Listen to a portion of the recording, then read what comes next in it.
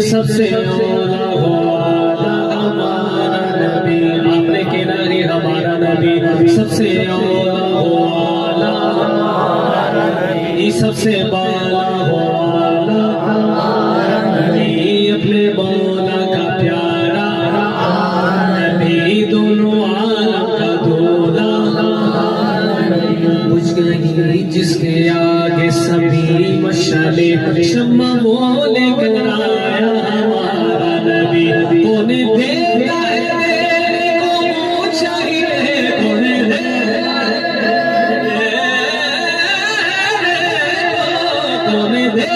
ہے دینے کو منہ چاہیے۔ اب جس کا اندر کا مسلمان بھی جا کر بولے دل والا ایسا چلا نبی سیدنا مولانا محمد،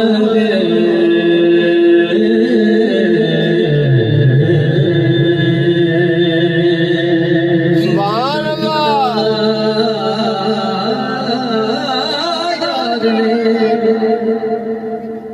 کی نہ کی تیار حمزہ بھائی نے یہاں پہ آپ لوگوں کو ایڈ کیا، دعوت دی فراز بھائی کو، مجھے بھی بولا کہ یار ماجد کو بول دو، خاص صاحب کو دعوت دی، پھر دریا بچھائی، صوفہ لگایا، لائٹ لگائی، یہ سارا اہتمام کیوں کیا؟ حضور کی محبت میں کیا۔ یہ آپ کی اور ہماری استطاعت ہے جو ہم کر رہے ہیں فراز بھائی۔ اب آپ سمجھ جائیں گے نا تو میرے ساتھ شامل ہو جانا، کہتے ہیں کی نہ کی تیار کیا لباس میں اور اب محفل سجایا نے سرکار کی آمد، دلدار کی آمد، غمخوار کی آمد، مجبور کی آمد، رب محفل سجایا نے سرکار واسطے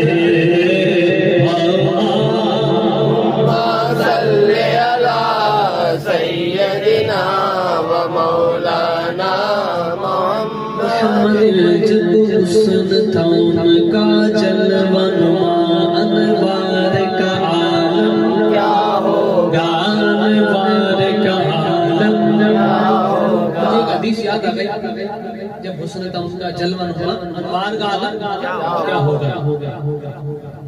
حضور علیہ السلام نے ایک دن